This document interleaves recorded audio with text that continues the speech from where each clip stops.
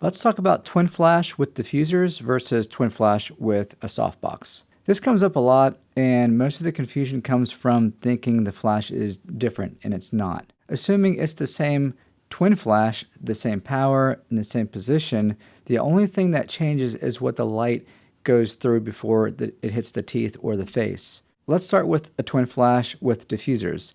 When you use diffusers, the light spreads right away.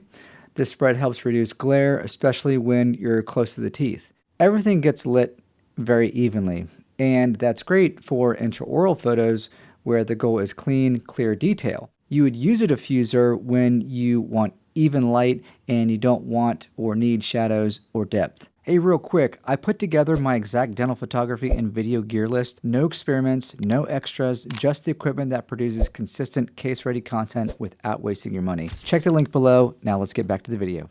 Now let's talk about twin flash with the softbox. Instead of lighting everything the same, the light becomes more controlled. Some areas are brighter, some fall off slightly. That's what people mean by shaping the light. You start to see depth instead of flat light. Teeth separate from the lips. Faces and smiles look more natural. And that's why softboxes work better for portraits and smiling photos. It mimics natural light. So is one better than the other? No.